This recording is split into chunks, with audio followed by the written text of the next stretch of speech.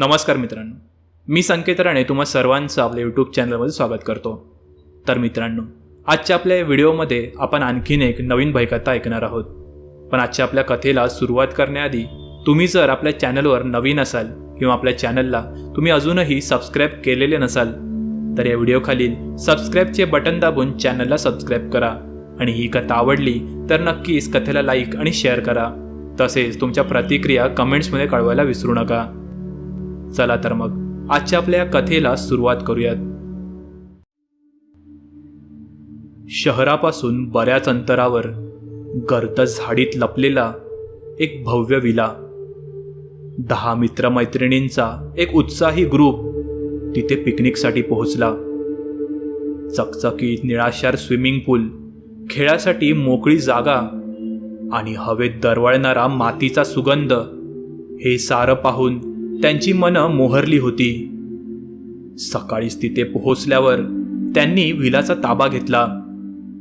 त्या विलाच्या मालकाने त्यांना सर्व नियम समजावले आणि पूर्ण जागेची ओळख करून दिली. त्या मालकाचं घर त्या विलापासून 15-20 मिनिटांच्या अंतरावर होतं. काही लागले तर बिंदास फोन करा असे सांगून तो मालक तिकडून निघाला. ते सर्वच जण विला पाहून खूपच खुश होते. विलाच्या मागच्या बाजूला स्विमिंग पूल होता आणि त्याच्या पलीकडे दूर दूरवर जंगल पसरलं होतं. त्या विलापर्यंत पोहोचणारा रस्ता सुद्धा पक्का नव्हता. परत मध्ये गाडी काढायला नको म्हणून त्यांनी सर्व सामान आधीच येताना वाटेत विकत घेतले होते. त्यांच्यामधील आकाश हा जबाबदार माणूस होता.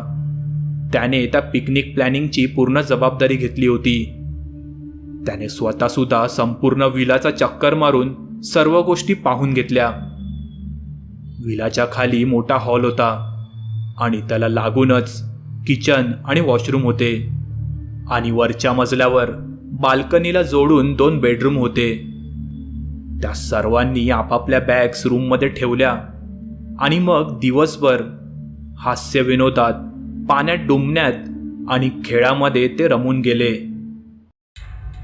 पण त्यांना माहिती नव्हतं की या विलाच्या भिंतींना एका जुन्या भयानक रहस्याची झळ लागली होती. ते रात्र झाली तशी वातावरणात एक वेगळीच गुढता पसरली. आकाशात चंद्रकोर अर्धवट लपली होती आणि झाडीतून येणारा वाऱ्याचा आवाज कुणीतरी दूरवर कुजबुजत असल्यासारखं वाटत होतं. रात्र जशी गडद होत होती तसं इकडे या सर्वांची पार्टीची धूम सुरू झाली. मद्याचे घोट रिचवत काही जण उत्साहात नाचत होते तर काही जण पूलमध्ये डुबकत होते. 10 पैकी आकाश, प्रिया आणि समीर हे तिघे मात्र दारूपासून दूर राहिलेले. ते बाकी सर्वांची काळजी घेण्याचं काम करत होते. पण त्यांच्या मनात सुद्धा आता एक हुरहुर लागली होती. कारण रात्रीचे तेव्हा 2 वाजलेले. बाहेर मिट्ट काळोख पसरला होता. त्या विलाच्या बाहेरच्या परिसरातलं काहीच दिसत नव्हतं. त्या मालकाने सांगितलेल्या वन्य प्राण्यांच्या धोक्यामुळे त्या सर्वांनी आता आत विलामध्ये जाण्याचं ठरवलं. मद्यधुंद झालेले बरेच जण आता झोपायला लागलेले. आकाश आणि समीरने सर्वांना आपापल्या रूम्समध्ये नेऊन सोडलं आणि ते सुद्धा आपल्या रूम्समध्ये जाऊन झोपून गेले. 2 रूम्समध्ये 5-5 जण असे ते सर्व झोपले होते. झोपण्यापूर्वी आकाशने सर्व खिडक्या, दरवाजे नीट लावलेत का याची खात्री करण्याचं ठरवलं. तो असाच एकटा सर्व खिडक्या चेक करत होता. तोच मागच्या बाजूच्या खिडकीतून आकाशला काहीतरी विचित्र गोष्ट दिसली. त्या खिडकीतून त्याने पाहिलं की त्यांच्या ग्रुपमधील अमेय हा एकटाच खाली पूलजवळ बसला होता. त्याने आपले पाय पाण्यात सोडले होते आणि तो एकटक समोर त्या अंधारात काहीतरी पाहत बसलेला.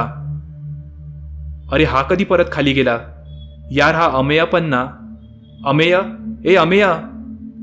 आकाश त्याला वर खिडकीतूनच हाक मारू लागला.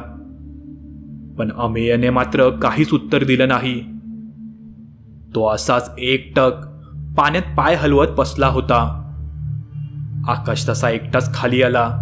त्याने तो मागच्या बाजूचा ग्लास डोअर उघडला आणि तो बाहेर पूलजवळ गेला. पण तो पाहतो तर काय, पूलजवळ तिकडे कोणीच नव्हतं. आकाशने आजूबाजूला पाहिलं, पण अमेय कुठेच दिसला नाही. अमेय, अरे अमेय कुठे आहेस? अरे फालतूगिरी करू नकोस, आज चल पटकन. पण अमेय कुठेच दिसला नाही की त्याने काही उत्तर दिलं नाही. आकाश असाच आत विलामध्ये जाण्यासाठी मागे वळणार तोच अचानक त्याला त्या पूलमधील पाण्यातून बुडबुडे येताना दिसले. जणू कोणीतरी पाण्यात बुडत आहे. आकाशच्या काळजाचा ठोकाच चुकला. त्याने घाबरतच पुलाजवळ जाऊन पाहिलं तर पाण्याच्या आत त्याला एक गडद मानवी आकाराची सावली दिसली. आणि पुढच्या क्षणी ती सावली एका क्षणात पाण्यात विरून गेली. जणू ती कधी अस्तित्वाचंच नव्हती. आकाशच्या अंगावर सरकन काटा आला. त्याला थंडी भरली. तो तसाच धावत विलामध्ये परत आला. पटापट धावत त्याने दोन्ही बेडरूमचे दरवाजे ठोठावले.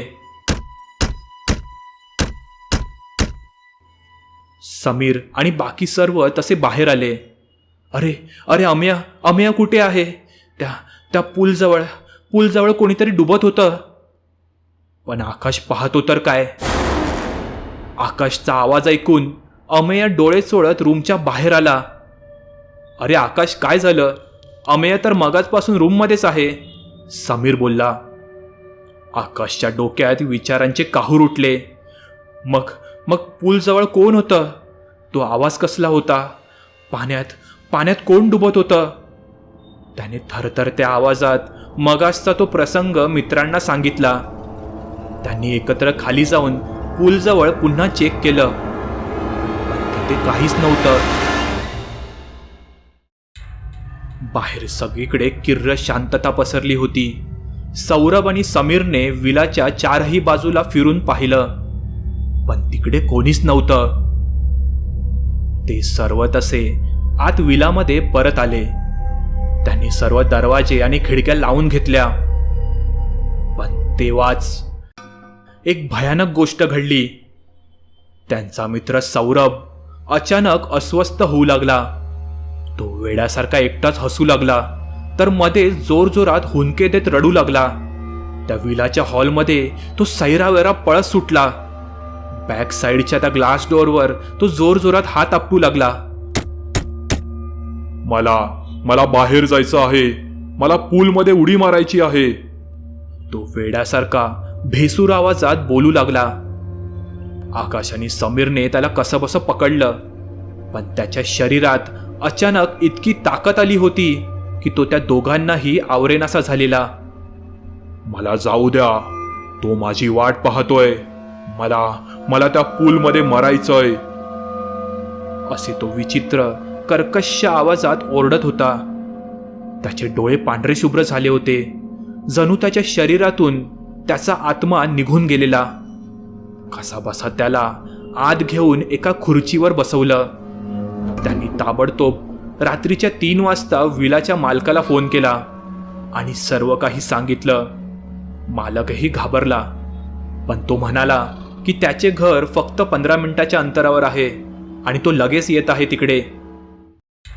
तो येईपर्यंत विलामध्ये भयानक गोष्टी घडू लागलेल्या. सर्व दिवे वेगाने लुकलुकू लागलेले, कधी पूर्णपणे बंद तर कधी परत सुरू. विलातील वस्तू आपोआप हलू लागलेल्या, जणू कोणीतरी अदृश्य शक्तीने त्या फेकल्या जात होत्या. सौरभ अजूनही त्याच विचित्र आवाजात बडबडत होता.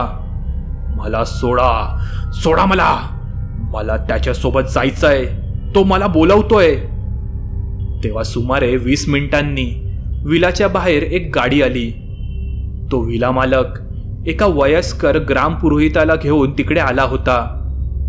पुरोहिताला पाहताच सौरभच्या शरीरातील त्या अदृश्य शक्तीने एक विकट हास्य केलं. पुरोहितांनी तात्काळ ओम नमः शिवायचा जप सुरू केला. त्यांनी आपल्यासोबत आणलेले पवित्र जल सौरभवर शिंपडले आणि त्याच्या कपाळावर पवित्र भस्म लावलं. पाण्याचा स्पर्श होताच सौरभचे शरीर वेगाने हिंस्त्रपणे थरथरू लागलं.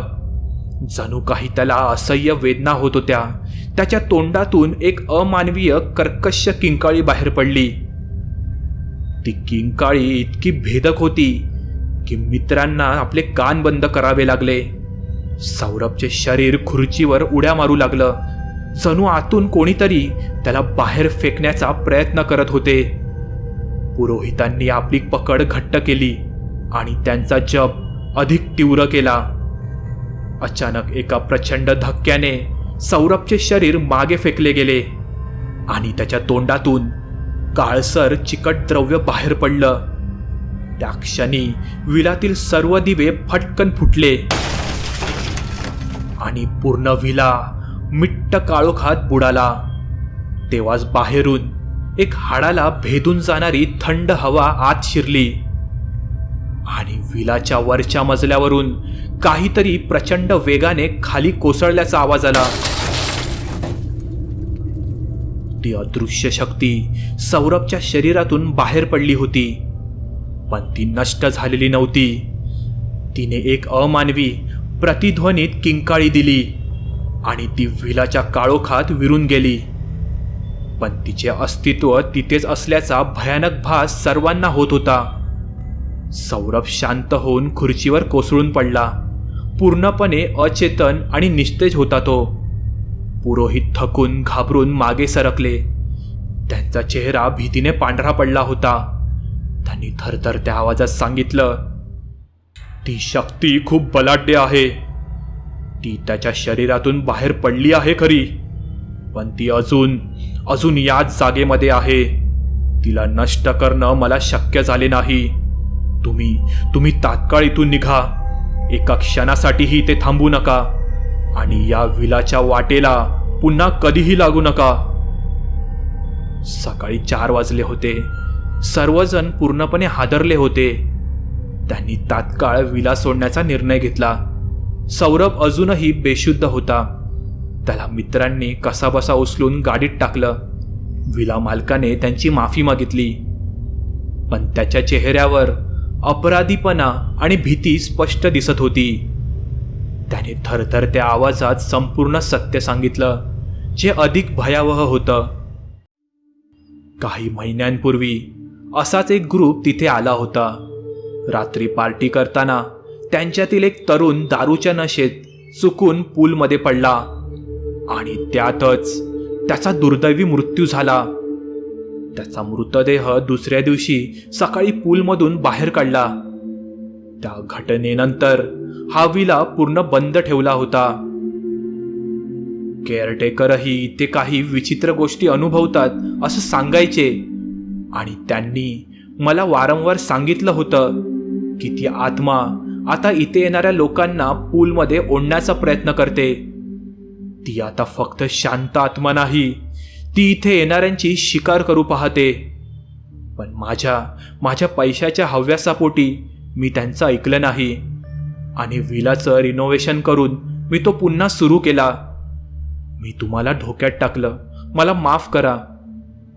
हे ऐकून सर्वांच्या डोक्यात रात्रीच्या प्रत्येक भयानक घटनेचा अर्थ स्पष्ट झाला आणि त्यांना कळलं की ते मृत्यूच्या दाढेतून परत आले होते.